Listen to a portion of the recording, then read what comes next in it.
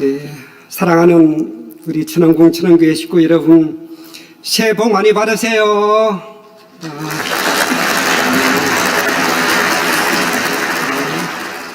작년에 뵙고서 올해 처음 뵙는 것 같습니다. 2022년 새해 원단을 맞이해서 하늘 부모님과 천지인 참 부모님의 크신 사랑과 축복이 우리 모든 천안궁 천안교회 식구님 가정마다 1년 내내 충만하시기를 진심으로 기원드립니다. 식구님 한 분 한 분께 새해를 맞이하신 소감이 어떠신지, 금년 한 해에 바라시는 소망은 무엇인지 기회가 되면 한번 여쭤보고 싶기도 합니다.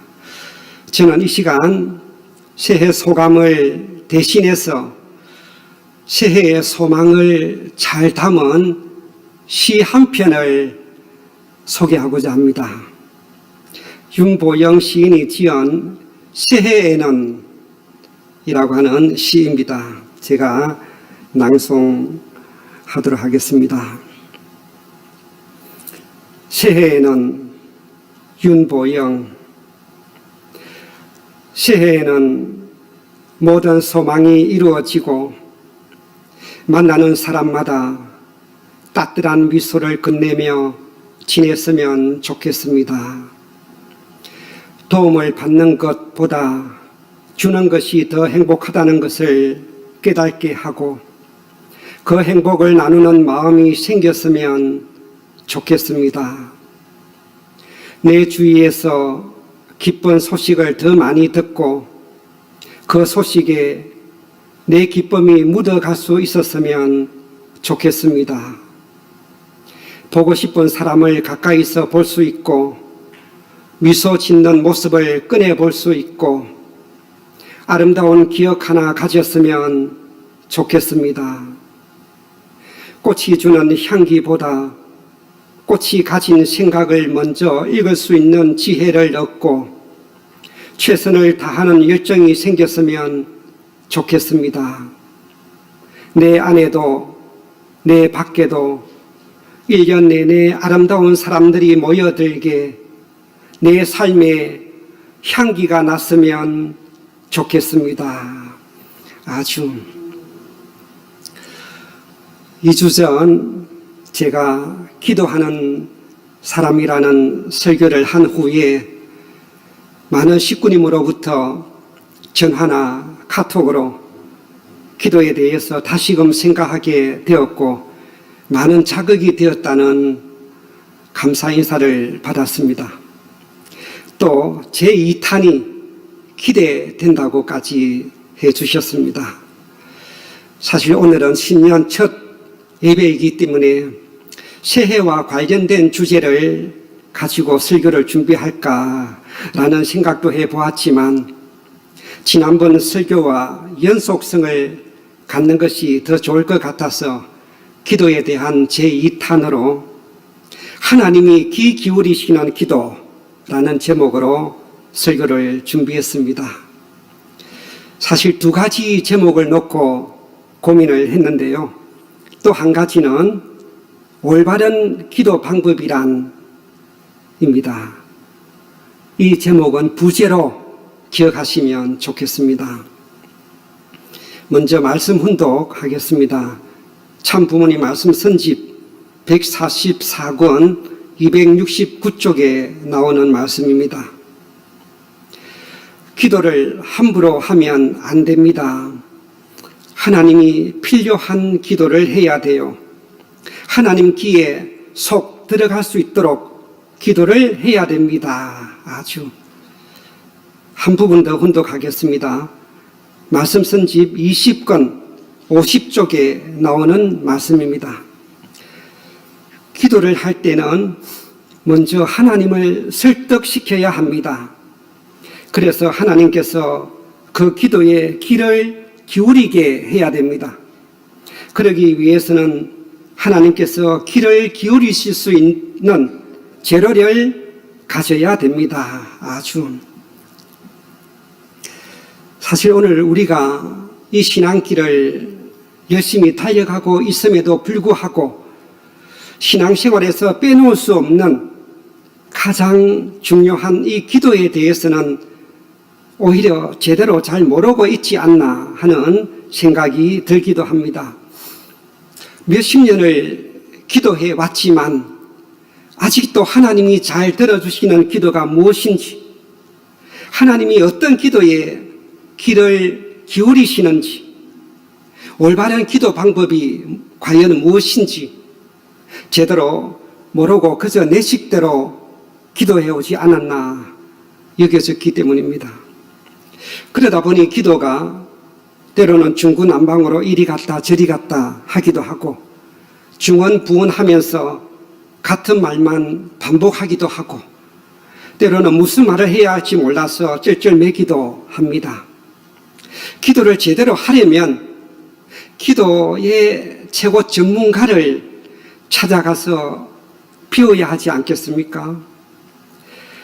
기도의 최고 전문가가 계시다면 그분이 누구실까요? 당연히 온 인류를 구원하러 오신 예수님과 참 부모님이십니다.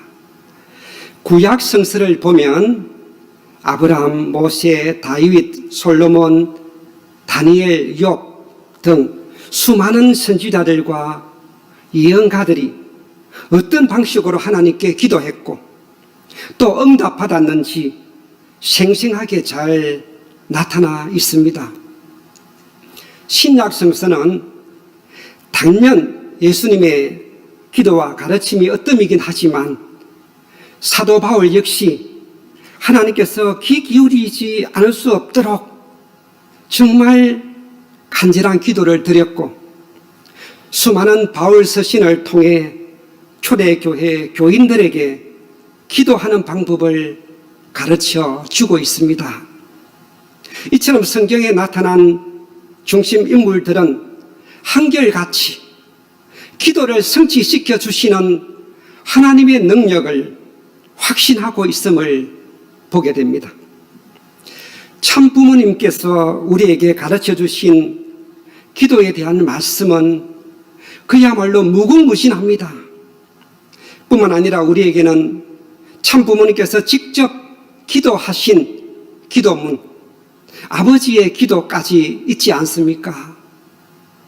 이 아버지의 기도문을 그냥 아무 생각 없이 읽게 되면 물론 은혜는 넘치지만 그 기도 속에 흐르고 있는 진정한 기도의 의미와 방법까지 찾기란 쉽지 않습니다.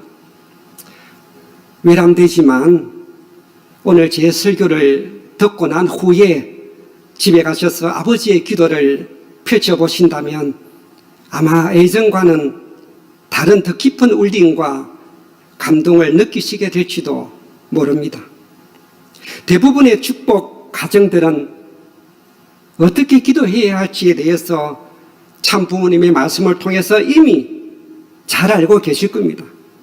하지만 오늘은 기도에 대해서 잘 알고 계시는 우리 식구님들보다는 교회에 입교하신 지 얼마 되지 않는 새 식구님이나 아직 어떻게 기도해야 할지 잘 모르시는 식구님들을 위해서 준비한 설교라고 생각하시기 바랍니다.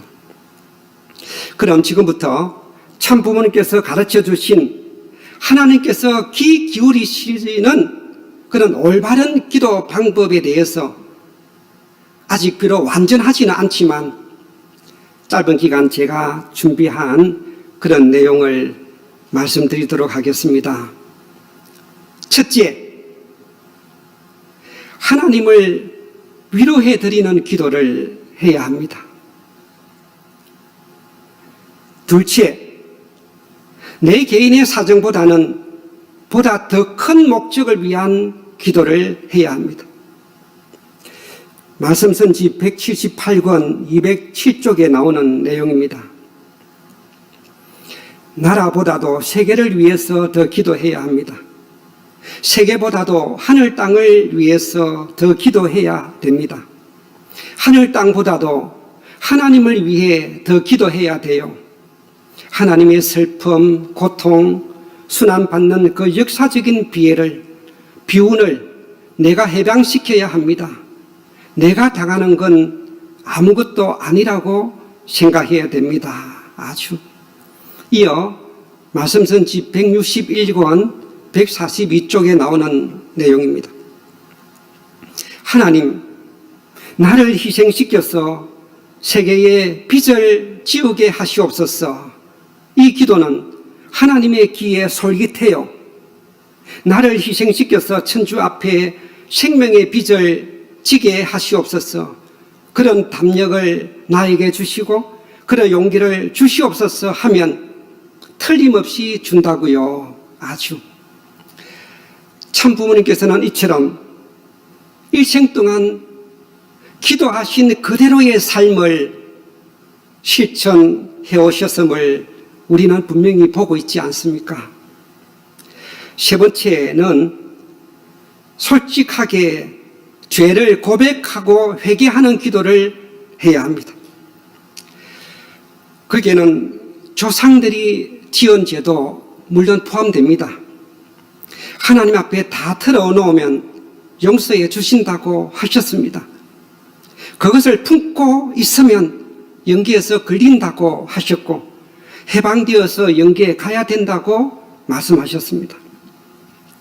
넷째, 죄를 회개한다고 무조건 용서해 주시는 건 아니라고 하시면서 반드시 어떠한 탕감 조건을 세우고 탕감 기간을 거쳐야 한다고 말씀하셨습니다. 탕감 조건을 세우는 데는 희생과 헌신 봉사의 삶, 위하는 참사랑의 실천, 남을 위해 눈물로 기도해 주는 것 등이 있다고 말씀하셨습니다. 다섯째, 기도는 일방적으로 내 말만 하는 기도보다는 하나님께 의논하고 여쭤보는 기도를 하라고 하셨습니다. 말씀선집 237권 39쪽에 나오는 내용입니다. 언제나 하나님을 모시고 의논하는 자세로 생활해야 됩니다. 답답하면 앉아서 기도하라는 것입니다. 자는 것이 문제가 아니고 일하는 것이 문제가 아닙니다. 기도하는 것이 생활화되어야 합니다. 아주.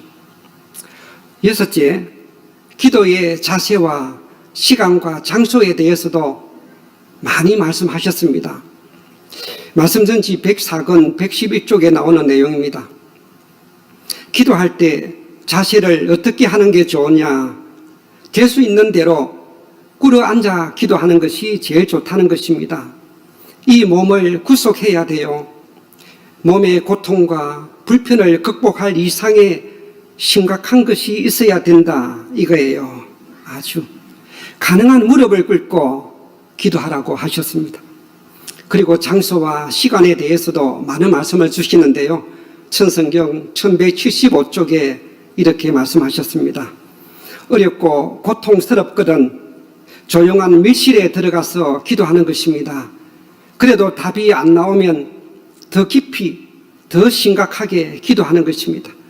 더 시간을 투입해서 하는 것입니다. 선생님은 그 길을 가기 위해서 12시간 이상 기도하는 것은 보통이었습니다. 아주. 기도는 조용한 밀실에서 하라고 하시는데요.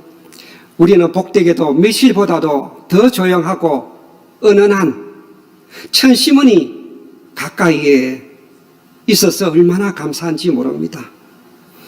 참 어머님께서는 우리 한국의 먼 지방교회는 물론 전 세계 각지에서도 식구님들이 이곳 천시문에 와서 기도하고 싶어 한다는 것을 아시고 천시문 특별기도실 은혜 전수식을 통해 각 교회 기도실로 천시문의 은혜를 전수해 주셨고 각 가정마다에서도 효정원을 모시고 기도하게 되면 같은 은혜를 받게 된다고 축복해 주셨습니다. 자기만의 조용한 밀실을 갖는 것 대단히 중요합니다. 그리고 언제 기도하는 것이 좋으냐에 대해서는 하루의 일과가 시작하기 전인 새벽이 제일 좋다고 하셨지만 각자 자기에게 기도가 잘 되는 시간에 맞추어서 하는 것도 좋다고 말씀하신 내용도 있습니다. 이 외에도 기도 방법에 대해서 가르쳐 주신 무수한 말씀들이 있지만 이 시간 다 소개해 드리지 못해 아쉽습니다.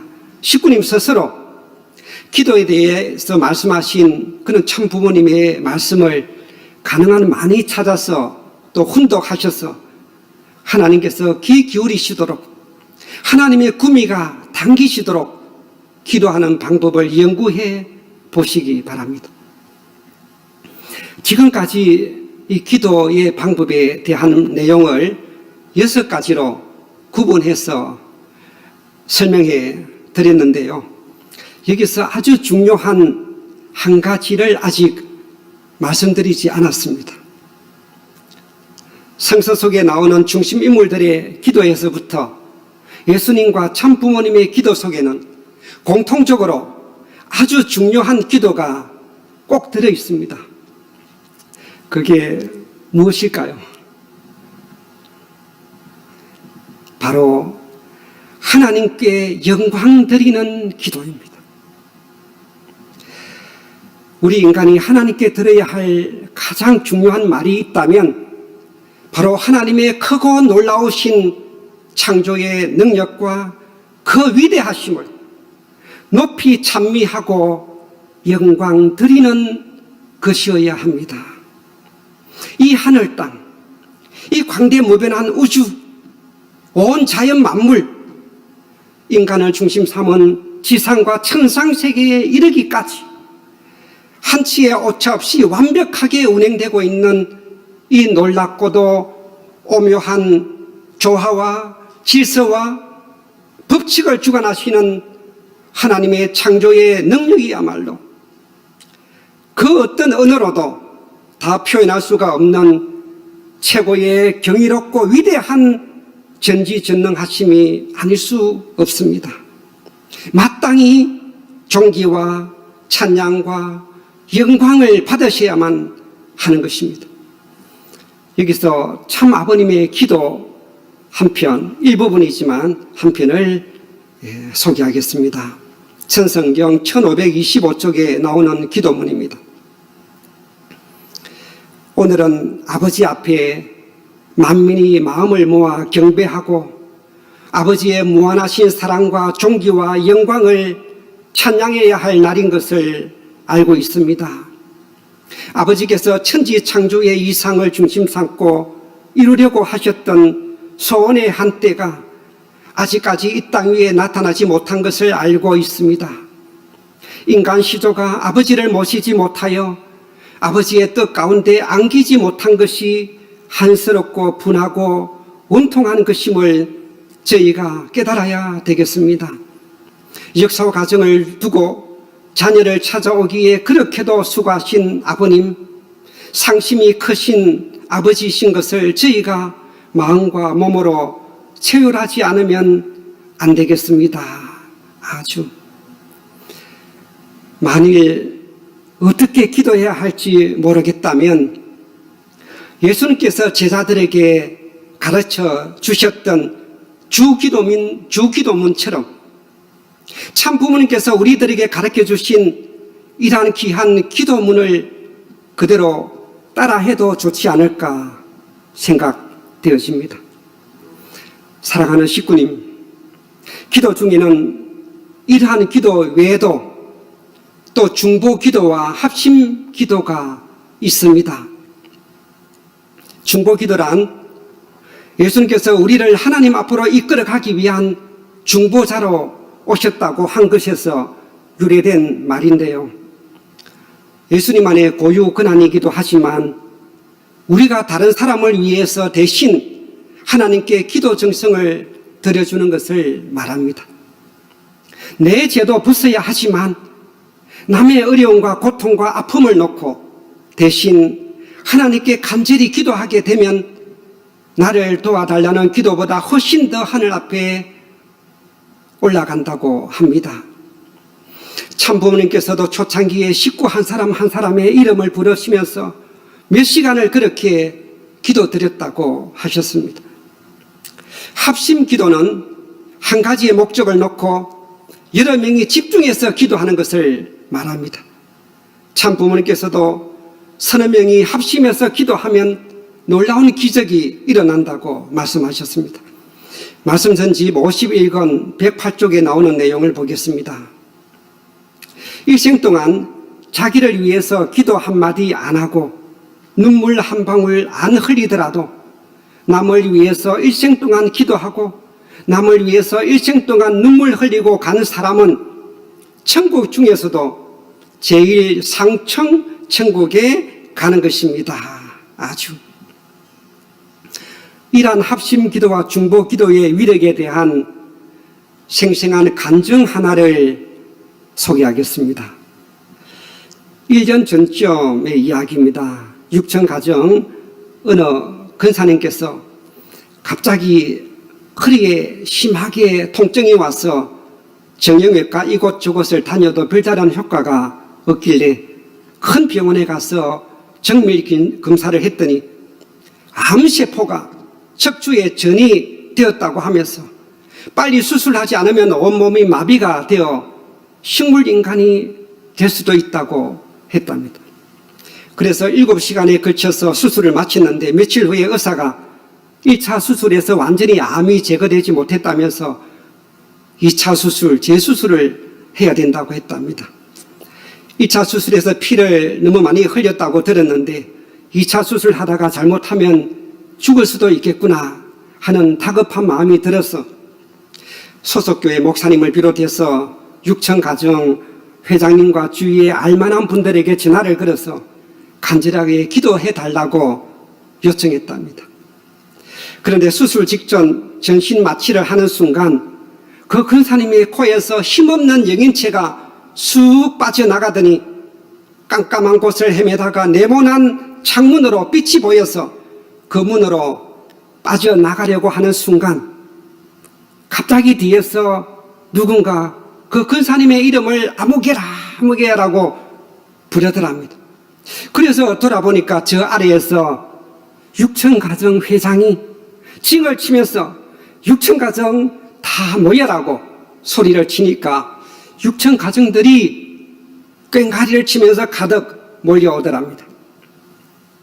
그 순간 갑자기 힘이 생기더니 나도 살겠구나 하는 마음이 들면서 다시 정신을 차리게 되었다고 했습니다. 그 뒤 수술도 잘 되었고 지금은 집에서 잘 회복해 가고 있다고 합니다. 이 간증을 들으면서 그래서 중보 기도가 중요하구나 하는 것을 실감하게 되었습니다. 우리가 누군가로부터 기도 요청을 들었을 때 효과가 있겠나 가볍게 생각하지 마시고 천지문에서나 가정에서 가능한 그 시간에 맞추어서 기도해 주신다면 분명히 그 기도가 모여서 죽을 사람도 살아나게 만들 수 있음을 잊지 마시기 바랍니다. 아주 감사합니다. 빌립보서 4장 6절에서 7절을 보면 사도 바울은 하나님 앞에 이렇게 기도하라고 했습니다. 아무것도 염려하지 말고 다만 모든 일에 기도와 간구로 너희 구할 것을 감사함으로 하나님께 아뢰라. 그리하면 모든 지각에 뛰어난 하나님의 평강이 그리스도 예수 안에서 너희 마음과 생각을 지키시리라. 아주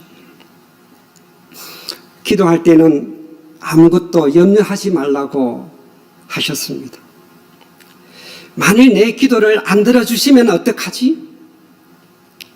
이렇게 간절히 기도와 정성을 쏟았는데도 이 문제가 해결 안 되면 응답이 내려오지 않으면 어떡하지? 이런 마음으로 기도한다면 아예 그런 기도는 하나님이 들어주실 수가 없습니다. 오로지 믿음으로 기도하고 그 결과 역시 믿음으로 받아들여야 하는 것입니다. 낫게 해 주셔서도 감사하지만 낫지 않아도 감사해야 하는 이유입니다. 어려운 문제가 해결되어서도 감사해야 하지만 해결되지 않아서도 감사해야 합니다. 한쪽 방향이 막히면 다른 방향으로 하나님께서 반드시 인도해 주실 것이기 때문입니다. 해결해 달라고, 낫게 해 달라고 간절히 기도했는데도 내가 원하는 결과가 나타나지 않는다면 실망하기가 쉽습니다. 신앙이 곤두박질하기가 쉽습니다. 하나님이 내 기도를 들어주시지 않는다고 시리에 빠져서 교회에 안 나오게 되기도 합니다. 이런 기도는 상당히 위험한 기도 방법입니다. 그러기에 사도 바울은 아무것도 염려하지 말고 다만 모든 일에 기도와 간구로 감사함으로 아뢰라고 하였던 것입니다. 내 뜻대로 되지 않는 것도 하나님의 뜻이라고 받아들이고 감사해야 합니다. 하나님께서 내가 가야 할 길의 방향을 바꾸어 주셨구나. 이제부터 내 인생의 이정표는 저리로 가야 되는구나. 이렇게 받아들이고 감사하면 됩니다. 절망하지 않고 더 큰 희망을 안고 감사하게 되면 반드시 하나님은 또 다른 길로 우리를 이끌어 주실 것이기 때문입니다. 만일 우리에게 어떤 불의의 사고를 당하여 헤어나기 어려운 슬픔에 빠졌을 때 누구를 원망한다거나 한탄한다고 상황이 바뀌어지지는 않습니다.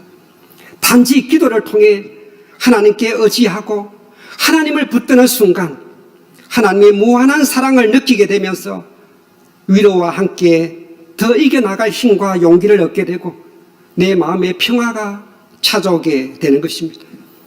더 나아가서 좌절과 낙담에서 인내와 도전과 자신감을 갖게 되고 오히려 전화 위복으로 삼게 되는 것입니다. 뿐만 아니라 그런 시련 속에서 하나님과 더욱 깊은 심적인 관계를 맺게 되고 신앙은 더욱 성숙하게 되며 고난이 곧 축복의 통로임을 깨닫는 단계까지 나아가게 되는 것입니다. 이 얼마나 하나님의 큰 축복입니까? 하나님은 이토록 오묘하게 우리의 시련과 고난을 통해 찾아오시는 분이심을 잊지 마시기 바랍니다. 하나님은 우리가 원하는 방식으로 응답하시는 분이 아니라 하나님이 원하시는 방식대로 응답하시는 분이십니다. 그 이유를 굳이 알 필요도 없습니다. 그저 믿음으로 하나님을 꼭 붙들고 그 뜻대로 따르기만 하면 되는 것입니다.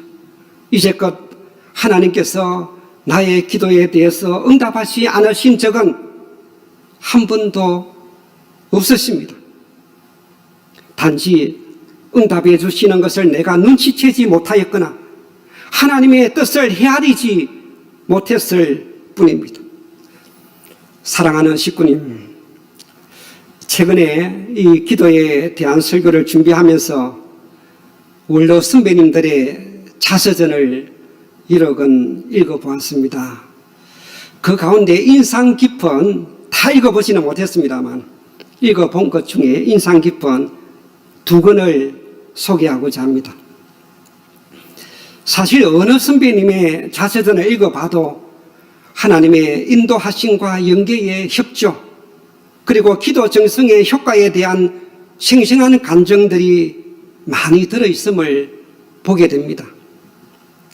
먼저 소개할 분은 72가정 이준형 최도순 원로 목사님의 자서전인 낮은 곳으로 임하신 사랑입니다. 이준형 목사님께서 오래전 사고로 먼저 성화하신 후 그 뒤를 이어 최도순 사모님께서 끝까지 목회 현장을 지키셨기에 협회 인준 원로 목사님이 되셨습니다. 이 자서전은 최도순 원로 목사님의 영적인 생생한 증거들이 주를 이루고 있었고, 천정궁 훈독회와 여수청해 가든에서 참 아버님께서 여러 차례 간증을 시키시면서 일평생 뜻길을 걸어온 귀한 삶을 높이 치하해 주신 내용도 많이 들어있었습니다. 한 번은 천정궁 훈독회 때 소원을 말해보라고 하셨는데 고향인 철원군 동성읍에 교회가 너무 낡아서 비도 새고 있으니까 새로 교회를 지어주십시오라고 말씀드리니까 그 자리에서 5억 원을 하사해 주셔서 멋진 철원교회가 신축 봉헌되었다고 합니다. 이 자체전에서 특별히 기억에 남는 부분은 참아버님께서 덴버리 옥고를 치르실 무렵 하늘로부터 참아버님의 행적을 찾아다니며 맺힌 것을 풀어드려야 한다라는 영적인 지시가 내려서 영적으로 밝은 12명의 기도팀을 결성해서 30개월 동안 전국 각지를 돌아다니며 주요 사적지마다 특별 회원 정성을 드렸고, 특히 밤에는 산에 올라가서 철야 정성을 드리는 등 목숨을 건 치열한 영적 싸움을 해나왔던 생생한 감정이 들어있었습니다. 하루는 겨울에 산 위에서 철야 정성을 마치고 어두운 밤길에 내려오다가 그만 바위에 덮여져 있는 낙엽에 미끄러져서 낭떠러지로 추락할 위기에 직면했는데, 갑자기 엄지발가락 하나가 그 조그만 돌에 걸리는 것을 느끼는 순간 큰 소리로 아버지 하고 힘을 주니까 자기도 모르게 몸이 붕 떠서 다시 바위 위로 척 올라서게 된 기적도 경험했고, 최영 장군 묘소에 가서 기도하고 계단을 내려오다가 발을 헛디뎌서 넘어지려는 순간 갑자기 누군가가 뒤에서 붙잡아 주어서 몸이 저절로 곧바로 쉬어졌는데, 영통하는 근사님의 눈에 최영 장군이 뒤에서 붙잡아 주는 것을 보았다고도 했습니다. 아무튼 이 자체전의 핵심은 기도하면 반드시 하나님이 하늘이 말씀대로 이루어주신다라고 하는 것이었습니다. 우리 최도순 원로 목사님 가정을 위해서 큰 박수를 부탁드립니다.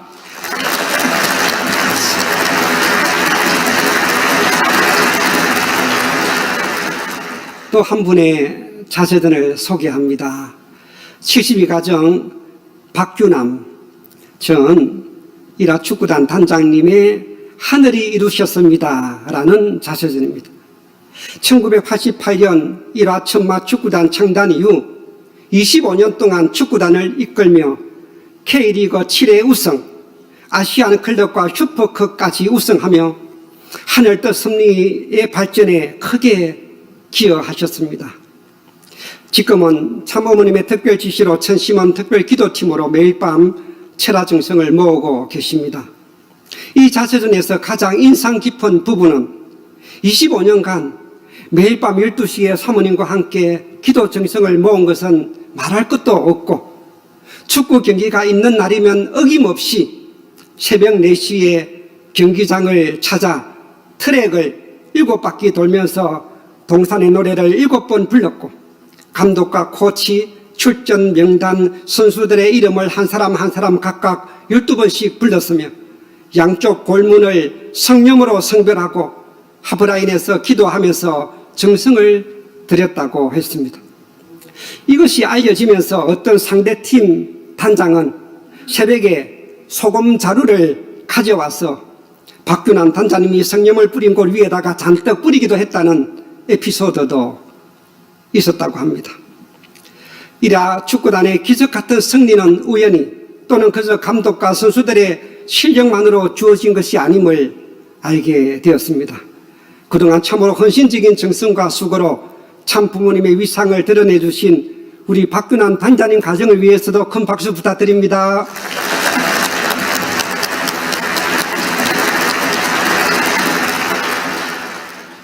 사랑하는 식구님, 우리 독생녀 참 어머님의 기도는 또 어떠하셨습니까? 참 아버님 성화 이후 홀로 이 긴박한 승리를 이끌어 나오시면서 나만 나이다 하는 마음으로 2020년까지 기필코 7개국을 복귀하겠다는 결의를 다지시며 수천 분도 넘게 기도했다고 하시지 않았습니까? 또한 평화의 어머니 자서전 244쪽에 보면 이런 내용이 나옵니다. 나는 매일 새벽 눈을 뜨면 기도와 명상으로 하루를 시작하면서 오늘은 누구를 위하여 무엇을 할 것인지 골똘히 생각하고 실천합니다. 아주 이처럼 참 어머님께서는 우리가 알지 못하는 가운데 매일 새벽마다 깊은 기도와 명상으로 하늘 부모님과 참 아버님과 교감하시면서 이 섭리를 이끌어 나오고 계심을 알 수 있습니다. 이토록 밤낮 없이 남모르는 정성과 수고의 노정을 걸어가고 계시는 우리 참 어머님을 위해서도 큰 감사의 박수를 올려주시기 바랍니다.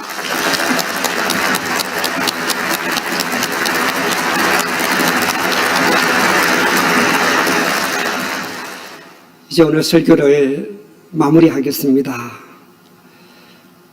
기도가 내 삶을 지배하지 못하면 이 세상이 나를 지배한다는 말이 있듯이 오늘 하루 사탄이 내 삶을 지배하지 않도록 오로지 하나님께 속한 우리의 삶이 되도록 우리의 삶이 영적으로 더욱 밝아지고 풍성한 열매를 맺을 수 있도록 범사에 감사와 기쁨으로 우리의 모든 삶을 하늘 앞에 보고 드리고 하늘 부모님의 영광을 드러내며 하늘 부모님과 더욱 친밀한 교제를 해 나가시는 우리 모든 천원교회 식구님들이 되시기를 바라면서 설교를 마치겠습니다. 함께 기도 올리겠습니다.